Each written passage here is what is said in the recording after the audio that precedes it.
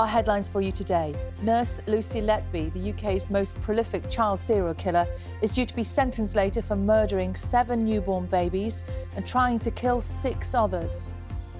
Also this morning, the Lionesses begin their long journey home from Sydney after their defeat to Spain in the Women's World Cup final.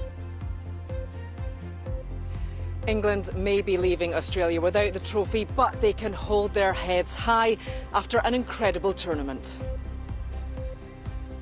Good morning from a grassroots football club here in London. We'll be joined by lots of young players this morning, many of whom will have been inspired, like lots of fans, by those achievements of the Lionesses in Australia despite defeat in that World Cup final yesterday. And news this morning of success for Great Britain and Katarina Johnson-Thompson, who wins gold in the heptathlon at the World Athletics Championships in Budapest. Good morning. Dismay for drivers as the wet summer sees a 20% increase in pothole-related breakdowns. A look at why the weather makes it harder to avoid them and to repair them. I'm here at RAF Lossiemouth, the UK's busiest operational airbase. The jets are fueled, fighter pilots ready to scramble at a moment's notice, and we'll be meeting some of them later this morning. Surrey County Council have confirmed that Sarah Sharif, the 10-year-old girl found dead at a house in Woking, was known to the authorities. Police want to question Sarah's father, his partner and brother, who've all left the UK for Pakistan. Surrey County Council said it would work tirelessly to gain a full understanding of the situation. The descendants of former Prime Minister William Gladstone are due to apologise for their family's role in the slave trade. The Victorian-era politician was the son of John Gladstone, a slave owner in the British West Indies. John's great-great-great-grandson and 5 other family members will travel to Guyana to make an apology and pay reparations. Passengers at Stansted Airport have been stranded on trains and planes after a power failure affected the entire airport site. The airport railway station was initially evacuated after its fire alarms went off. Power has now been restored. At this morning's newspapers, shall we? Most of the front pages lead on England's loss to Spain in the final of the Women's World Cup. Is The Guardian carrying an aerial shot of the Lionesses and their support staff in a huddle after the match with the headline Pride and Pain. That sums it up, doesn't it? And Proud of You is the Mirror's choice of words with a full-page tribute to England, who the paper says have inspired the nation.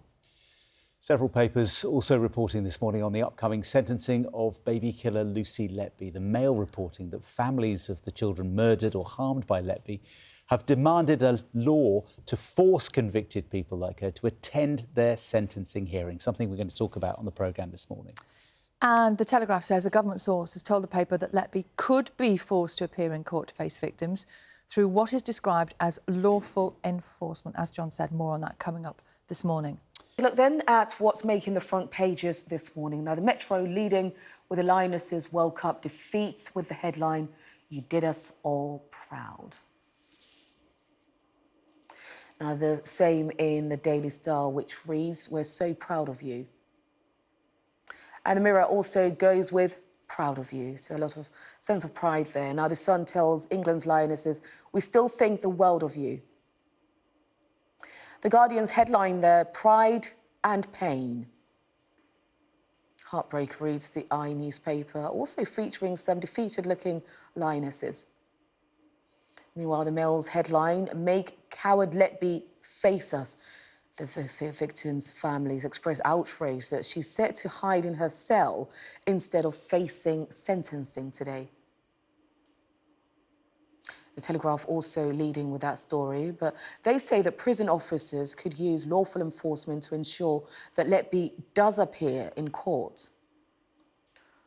Also on the crimes of Lucy Letby, The Times says that police believe she may have attacked 30 more babies. Express there leading with a royal story that the King has offered an olive branch to Prince Andrew by inviting him to Balmoral. And the FT reports that China wants to enlarge the BRICS bloc of emerging economies as a rival to the G7. And if you want to see any of those front pages again or read the stories, just scan the QR code on your screen.